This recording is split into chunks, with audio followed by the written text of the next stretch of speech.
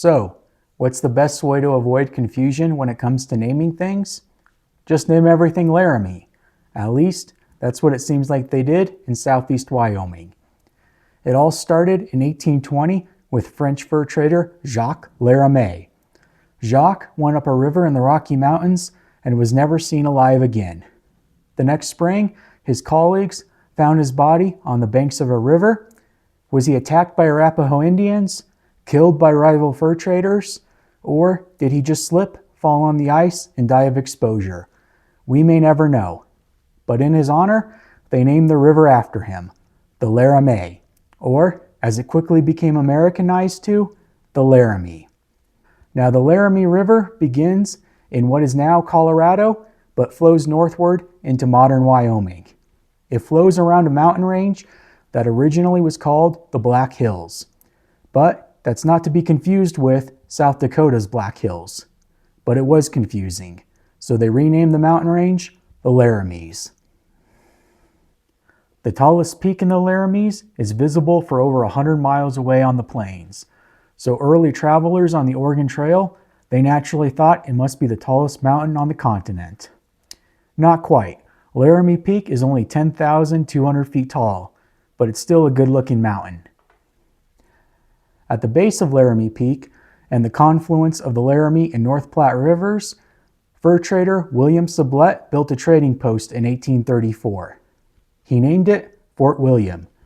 Only problem was, the year before, he had built a temporary trading post on the Missouri, also called Fort William. So, to avoid confusion, people took to calling the new one Fort William on the Laramie. A few years later, the American Fur Company took over, and they built a new structure on the site they named Fort John, after John Sarpy. But, because of the name change, people took to calling it the Fort on the Laramie. Soon thereafter, in 1849, the United States Army took over and made it official, calling the post Fort Laramie. The Army ran Fort Laramie until 1890, and then closed the post and it fell to civilian control. A few years later, the railroad built tracks north of the Platte River, about 3 miles away from the fort.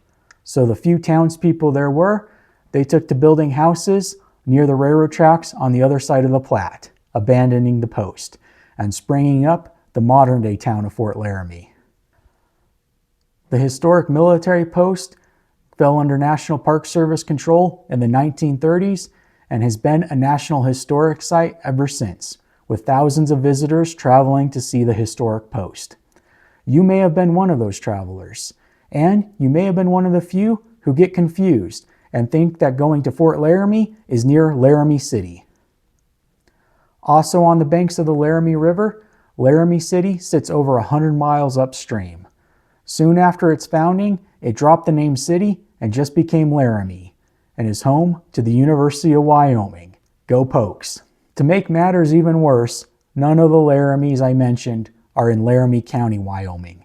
Laramie County sits in the very southeast corner of the state, with Cheyenne, the state capital, also serving as county seat. In Laramie County's defense, it did used to make more sense. Back in 1890, when Wyoming gained statehood, Laramie County stretched all the way up to the Montana border. But as the population of Wyoming slowly grew, it got chipped away to form parts of modern-day Weston, Crook, Goshen, Platte, and Niobrara counties. So, to avoid confusion in southeast Wyoming, they just named everything Laramie.